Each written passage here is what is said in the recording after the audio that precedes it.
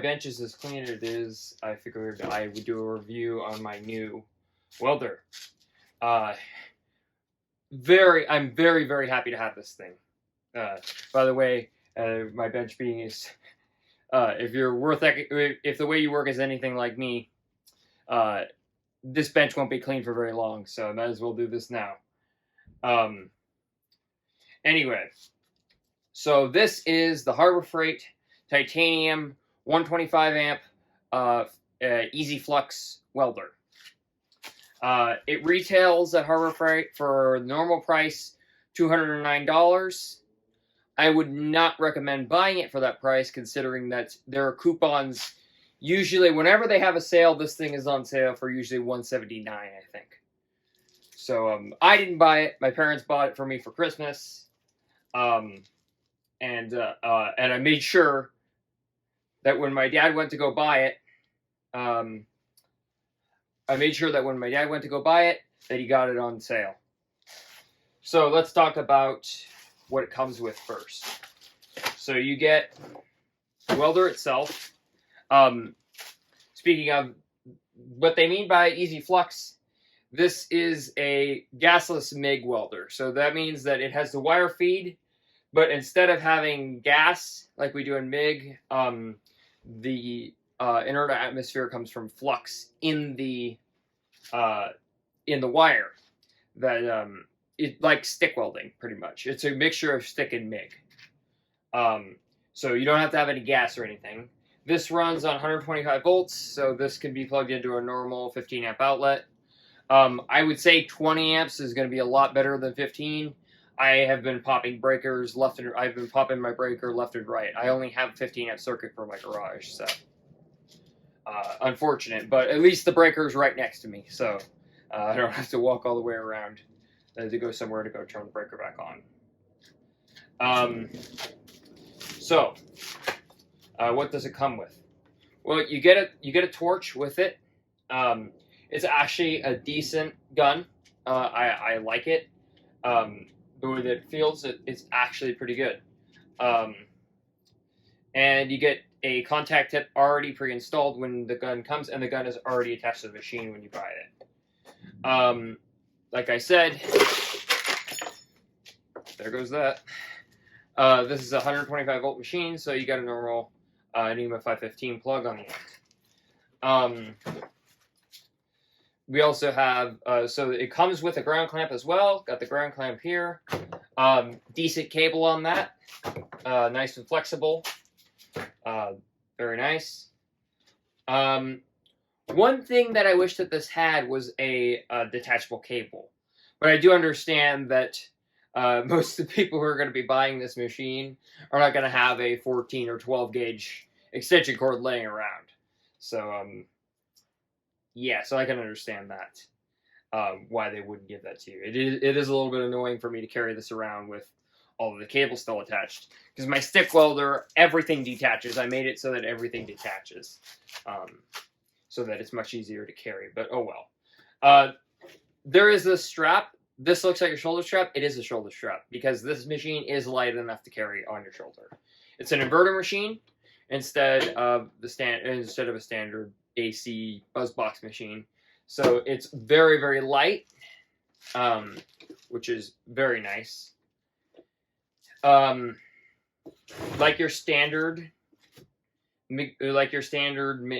flux core MIG machine, you have your two knobs on the front, your wire speed and voltage. I like the feel of these potentiometers.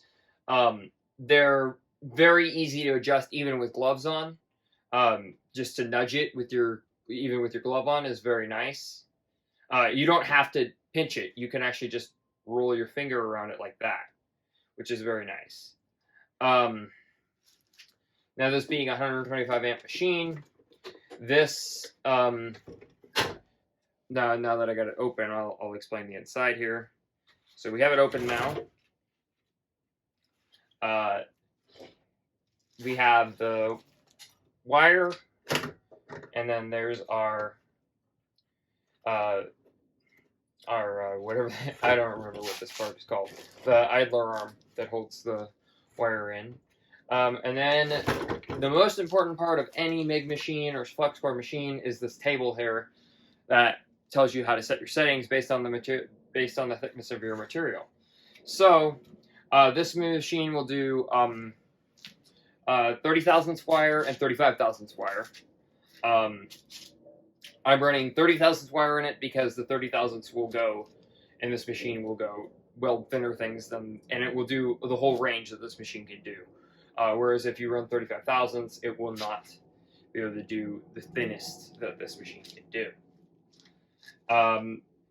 Standard maximum output voltage 20.3 volts, standard for a MIG machine, and the wire speed is decently fast. Anyway, so as I was saying, this table, it's okay. I wish that it showed it in thousandths of an inch, but because my digital calipers are garbage and I hate them, and they also will not, they give it to you in gauge, which is just not really something that you, especially for someone like me, where you're just welding scrap metal, it's kind of hard to get a gauge on that, and then you have to look it up and do a conversion, so it's much easier to have that in thousandths of an inch. And especially considering that I have a pair of dial calipers, fantastic for drill bits and stuff, but this, no, you got to write it down in thousandths of an inch. So I'm going to probably make a new table that has it in thousandths of an inch, but it has it in millimeters and gauge. And then when you get higher up, it's in fractional. So this machine on the table will go up to 3/16 of an inch. I have managed to weld 1/4 inch plate with this though, with pretty good results. So I would say that, yeah, this machine probably maxes out about 1/4 inch plate. I had to turn the settings all the way up to do 1/4 inch plate. So there's its main features. Now I will say, as opposed to my stick welding, I am more qualified to use one of these machines than stick welder. I've taught myself to stick weld, whereas I have not taught this machine. I have taken a class on how to use one of these flux core machines, so I know how to use it. The comparison that I would use to this machine is the machine that I used when I took the class was a Lincoln Electric. I don't remember what the model number was, but it was a MIG machine that was just running flux core, so it had the flux core torch and flux core wire. By the way, you also get with the machine your user manual. They give you this handy little piece of paper, although I don't know who's going to be looking at this, especially in a welding environment. But it tells you how to set up the machine, and then it gives you some ideas of what a good weld should look like, and how to fix some of these other weird-looking welds. You also get one more 30 cal contact tip, and more of the plastic covers for the torch, and then you get an owner's manual. Same with pretty much every other power tool you buy at Harbor Freight, and the owner's manual is pretty much useless. It'll tell you how to set up the wire in the machine, but it's on the door, so you might as well just chuck the user manual in the garbage can. Like I said, it is an inverter machine, and I'm fairly happy with how it's turned out so far. Like I said, popping breakers, it gets a little annoying. I also would not recommend plugging this machine into an extension cord unless you are using a 12 or 14 gauge extension cord. Most extension cords for the router, this is a welder that the average homeowner is going to buy, or just a tinkerer or something. They're not going to have a 14 or 12 gauge extension cord. They're going to have 16 gauge extension cords or 18 gauge extension cords. This is a 14 gauge cable on it, so you do not want to plug this into a 16 gauge cable. Usually, if you're not going for too long, it's not going to be that big of a deal. But if you're welding all day, do not plug this directly into an outlet. Do not plug this into an extension cord. As I said, gun's pretty nice. The cable's about 6 feet long, I guess. It is a little bit. It's okay. It's just not. It's not as flexible as I would want it to be, but at the same time, it is a wire feed machine, so that's what you can expect from a wire feed machine. Yeah, I have not had any problems with the wire getting stuck or anything though, which is really nice. Yeah, and then in the, as I said, running 030 wire, running 30 thou wire. Yeah, the 30 thou wire is pretty good. Let's see, what else can I tell you about it? It does have a 30% duty cycle. For those that don't know, the duty cycle is the duration of how long the machine can weld for and how long it needs to sit and cool off for. For professional machines, you're going to want a 100% duty cycle. That means you could weld all the time. That's why most professionals prefer a stick machine or a very, very high-end TIG machine, because you can weld all the time. Like I said, this machine is intended for tinkerers and not professionals. So having a 30% duty cycle is fine. And I still have not run into a thermal trip, and I've any thermal problems, and I've been running this thing pretty constant. So you're probably not going to run into that problem. Yeah, as I said, you can do up to 1/8, you can do 1/4 inch steel. It doesn't say it on the chart, but I have found out that it can do 1/4 inch steel. It does have a fan in it, so it can get a little bit noisy, but it's much quieter than my BuzzBox machine. Well, with BuzzBox machine, at idle is quieter, but when it's running, this is much quieter. Plug it in, let's turn it on. So you could probably hear that fan. It is a little bit, yeah, it's, you're probably not going to notice it too much, but it does get a little bit noisy. If you like a really quiet machine, then this is probably not the machine for you. Anyway, as opposed to most machines, when you feed the wire, you have to pull the trigger, and you also have live welding voltage. In most of the Harbor Freight machines, they do have this switch right here. I don't know if you can see that, but it's the cold wire feed switch. So it will let you feed wire without having welding voltage, which is kind of nice. Although, in my opinion, for MIG welding and you're just pulling the trigger to feed your wire, I would not worry about welding voltage, considering that welding voltage is usually 20.3 volts anyway, and I could barely, I don't think I would feel 20.3 volts. I don't feel 3 volts. I don't feel 30 volts, so I doubt that I'm going to feel this. But, better safe than sorry. So I can push the cold wire, and it is fairly fast, the cold wire feed. So you might want to keep that in mind. But it also is it's a momentary switch, so it'll jump right back down, so you can just inch it out. The wire that I'm using is also from Harbor Freight. It's the only wire that they offer now is the Vulcan wire, and I think a lot of people said, I think the reason they only offer the Vulcan wire, which by the way is Vulcan is their best welding brand that they offer. So they have 3 different brands as the theme in most of the store. So they have for their welding machines they have Chicago Electric for the lowest end one. For the mid tier they have titanium, which is with this machine, and then for the top tier they have the Vulcan. And so Vulcan wire is all that they sell. I think that's because the titanium wire was not very good, and neither was I don't know if they ever even made Chicago Electric wire.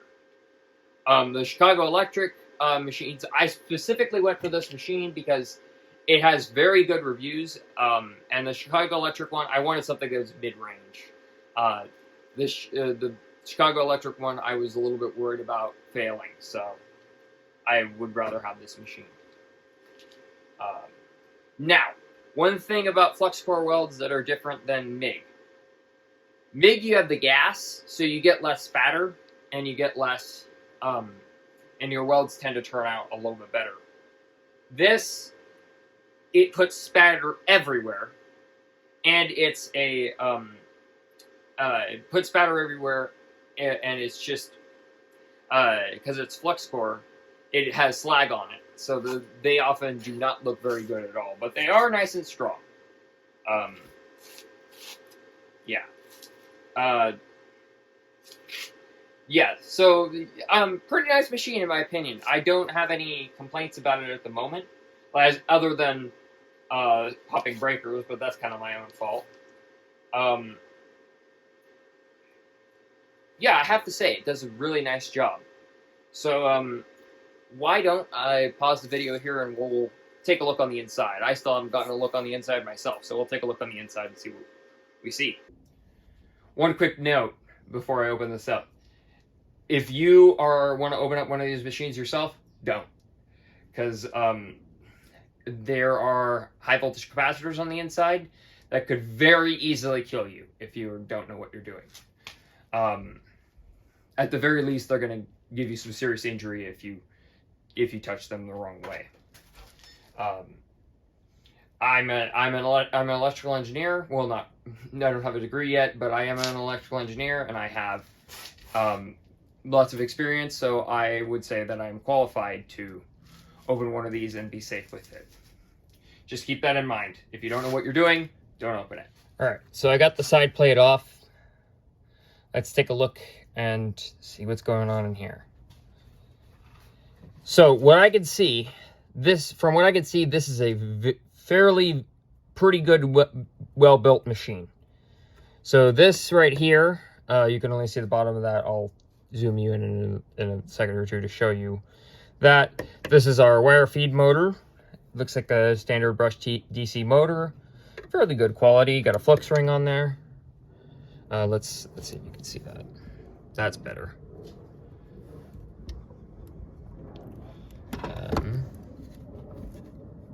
There we go. Yeah, so standard DC motor, flux ring on there, pretty good quality, it looks like. Let's go like that. Here's a giant inductor. This is going to be probably the transformer for the inverter. This is basically just a very beefed up switch mode power supply. So we're going to see very similar components to a switch mode power supply in here. This board right here that's horizontal appears to be the control board, telling the machine what to do. Not sure what that is. Appears to be attached somewhere to ground. These under here is a giant, we'll take a look at that in a second, actually. So we got some ceramic caps there. Got some more smaller transformers, ferrite core. Over here is a relay. This is our power switch over here. Power switch over here. There's where our cable comes in. Our cable is nicely grounded. Where it comes in is nicely grounded. That's good. Always good to see. There's some potentiometers down here. They probably adjust something. I'm not sure what. What else? We have a nice ferrite core on this guy, on this motor. That's probably for shielding to prevent this.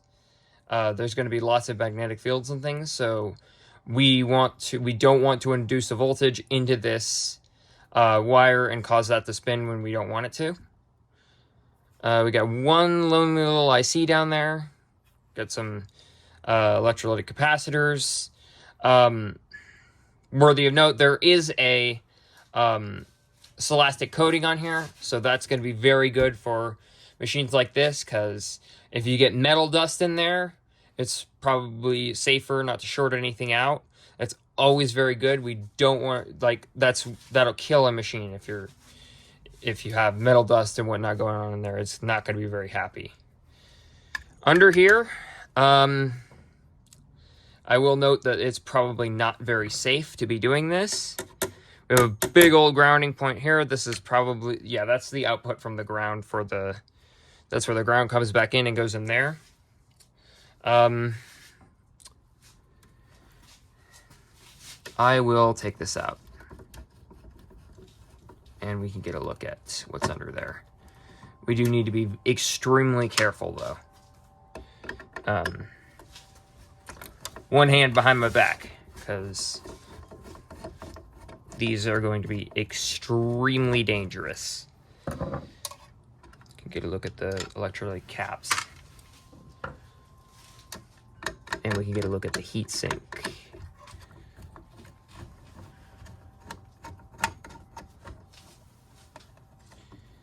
Nice plastic shield here holding everything down. So, and then we can take out that plastic sheet. And that exposes our two giant electrolytic caps that hold the, these are what hold the, or well, they keep the, they hold the charge after it's been rectified. Over here are our, is our one main bridge rectifier. And so that's also on a heatsink. We have 4 IGBTs, 2 on this side, 2 on this side, making a full bridge configuration. And I'm going to, yeah, they're going to be IGBTs, no MOSFETs, because it would take a lot more MOSFETs to run something like this than IGBTs, because IGBTs are rated for a lot more power than a MOSFET. IGBTs are insulated gate bipolar transistors, if you were wondering. This is our fan, so it goes in there. Got some nice heat shielding on here. That's very nice. It keeps the wires from melting, especially if there's a lot of heat coming off these components. These electrolyte caps look like, yeah, they're 220 microfarad at 220 volts. Those are going to be very, very, those are very dangerous when not discharged. Especially to what they're going to be charged at. They're probably going to be charged at somewhere around 170 volts, maybe a little bit more, maybe a little less. That's just a guess, in my opinion. I'm not really sure if they're going to be charged that high or not. Yeah, I'm not sure what this is over here. It looks like some kind of transformer, but I'm not sure why that would be on our negative side, on the ground side. It's again very, very, very big inductor there. That is most likely going to be the main transformer. Overall, I think this is really good build quality. Our control board is all surface mount. Looks to be fairly good quality. It is directly soldered down though, so you could not, you'd have quite a time replacing that. You'd have to desolder the whole thing. We got a 100 amp jumper there on the PCB. Yeah, like I said before, we got the 2 giant electrolytic capacitors. Yeah, that's probably all I could tell you. I mean, it looks to be very good quality. Yeah, a lot of people say that the stuff that Harbor Freight sells is all garbage. And 10 years ago, that was true. Now they actually now they make pretty good stuff.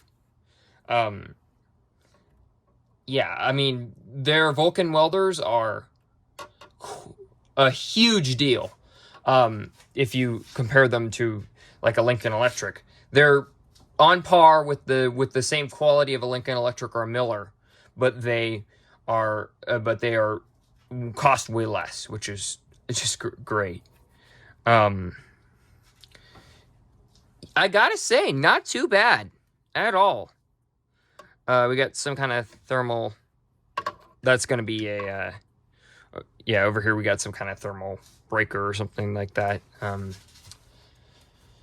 don't know what the word that I'm.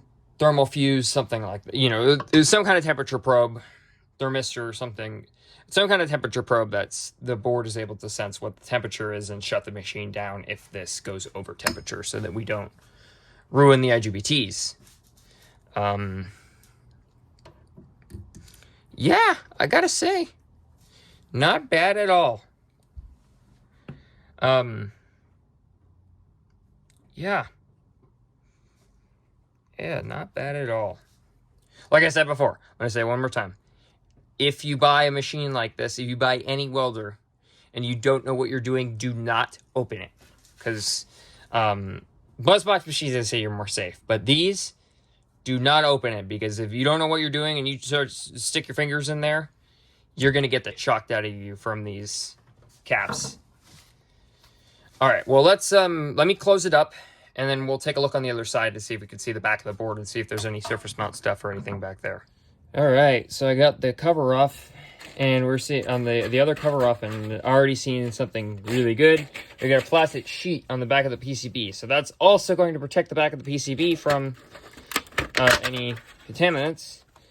And let's see what's going on. Okay, so we do have surface mount stuff on the back.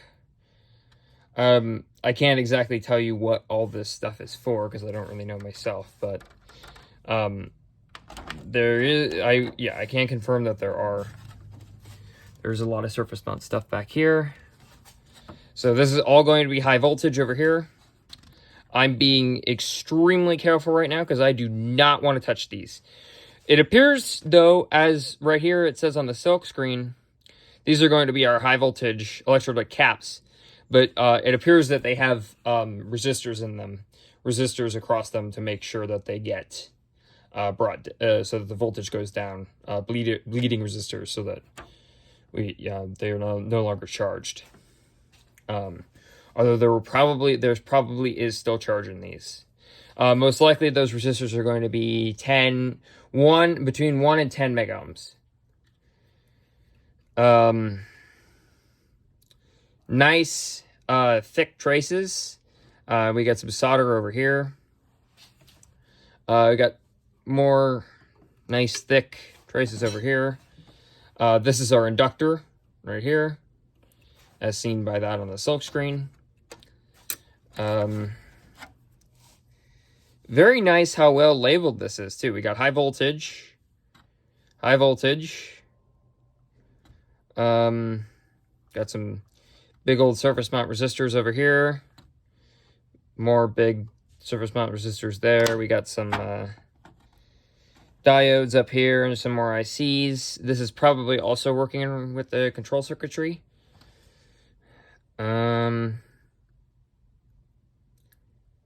Yeah, I gotta say that's probably about it. Yeah, looks like very good quality in my opinion. This thing seems to be very well built. The parts, I don't know if they're relatively high-end parts, but the build quality is very good in my opinion.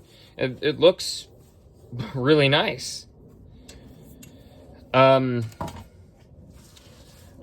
put this thing back together and we'll do a couple quick welds and then I'll give you my final thoughts. Okay, so the weld that I'm going to be doing, I think I'm going to take this 1/8 piece of angle iron. It's 1/8 of an inch thick, and weld it to this plate, which is 1/8 of an inch thick. Should go pretty good.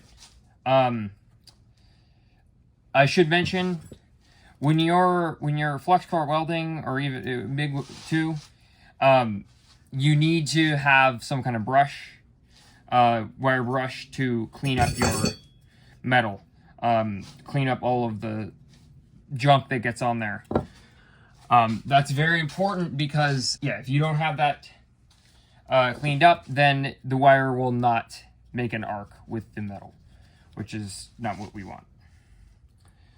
So let's get some, let me get some PPE on and we'll grind this down and weld it. Okay, I got it ground down. I'm going to set up the welder. Currently it's sitting underneath my bench. I have a nice little spot under here for it. So for 1/8 inch, we're going to want a wire speed of 6 and a voltage of E.5 to F.5. So I'm going to go somewhere in the middle of that. So probably F.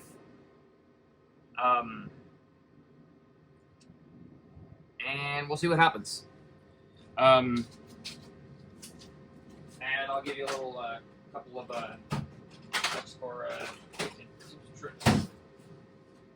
I need to get a pair of welder's pliers, but I'm just going to cut these with my ply and wire strippers. Do not let your wire stick out. Cut it off.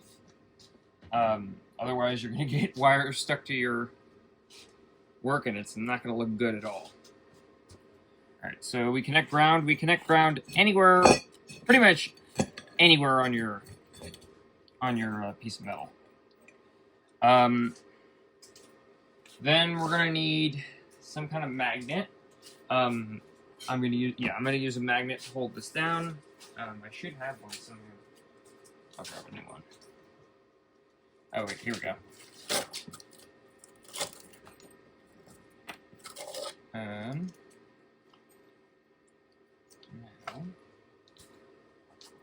here we go. All right.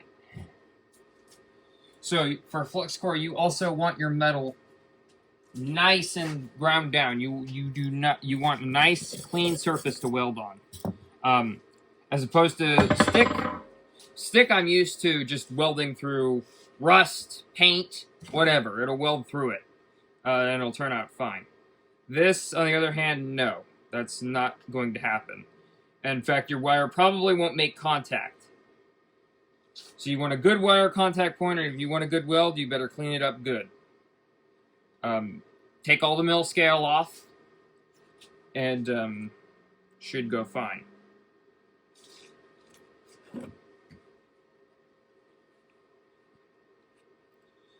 These are stick welding gloves, so these are a little thick, but they work. I would recommend TIG welding gloves for MIG, because you really aren't getting all that. You're not going to be, you're not touching the weld, so TIG is probably going to be fine. TIG gloves will be great for this. Okay, so I'm going to brush it a little bit. And now we are good to weld. So, I'm going to get that repositioned. Feel down. Okay, another, before I do this, when you're flux core welding, when flux or MIG, you want to make loops or zigzags in your weld, and that's going to help with it looking better and its adhesion. Yeah, that's what's going to help a lot with this weld. All right, let's give it a shot.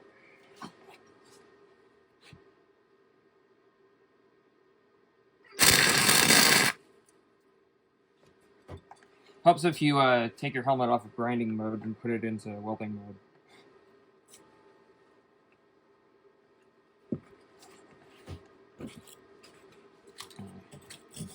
It's still a 4 shade on my helmet when I'm not welding anything, so I'm still good. It's just a little bit of flash blindness, but not nearly as much as if I hadn't had my shield down at all. All right, let's try this again.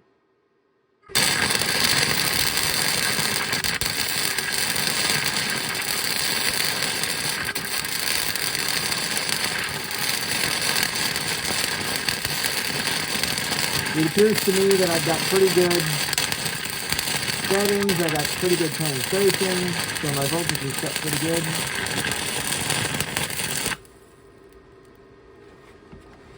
And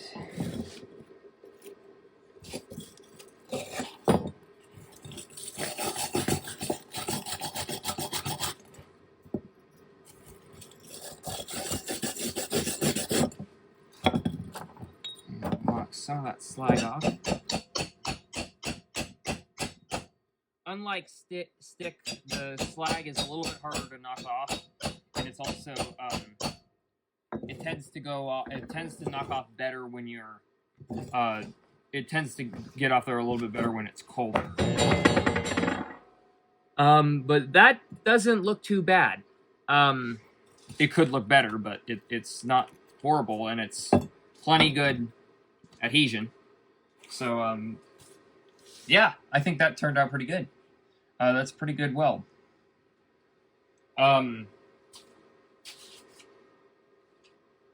I think that's decent. Let's take a look at some 1/4-inch plate that I welded previously. So this is the same plate that I welded in the class that I took. Got my name on there too. So I re-welded it recently, but I don't know. Let's see if you can see that. So I have that bead there. That's the one that I re-welded, and that actually, so that's a pretty good bead. Pretty good adhesion, and yeah, that turned out really good.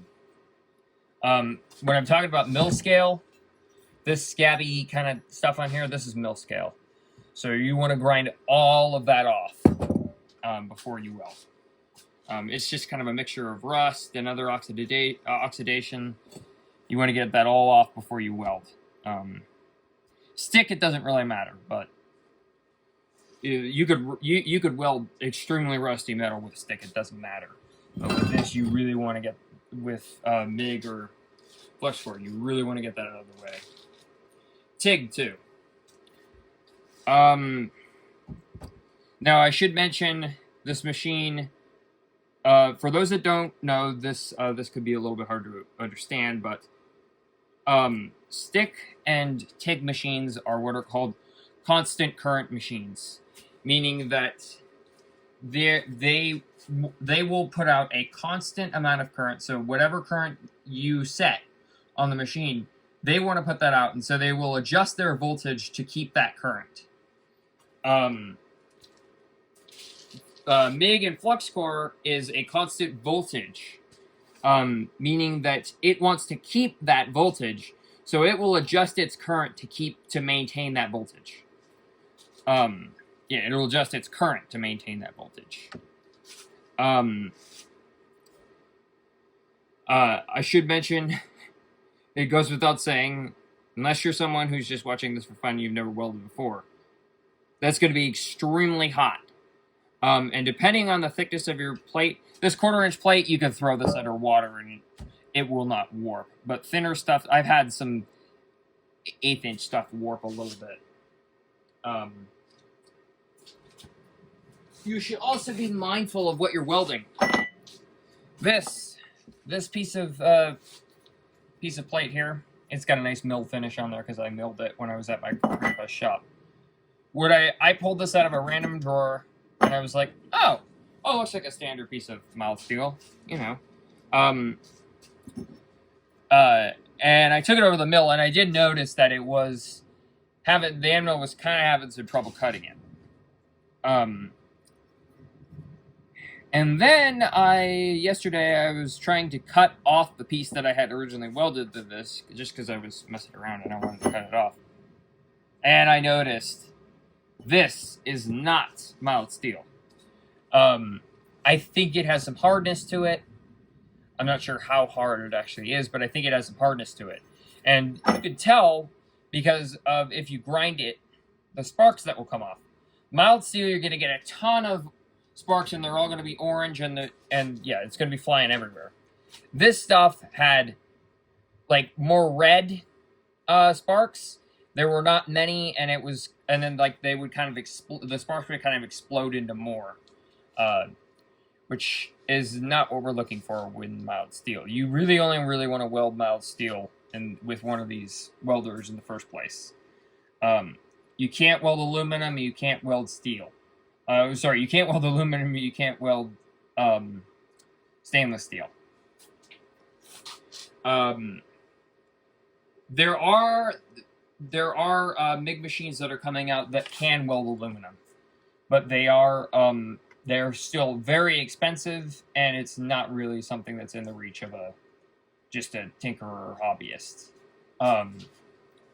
If you want to weld aluminum, stainless steel, anything, TIG is going to be your best bet. Although TIG takes years and years and years and years and years to master. TIG is difficult to master, and it's yeah. I'm purposely trying not to get into doing any TIG just because I'm going to get frustrated with it, and I just don't have the time to be constantly practicing.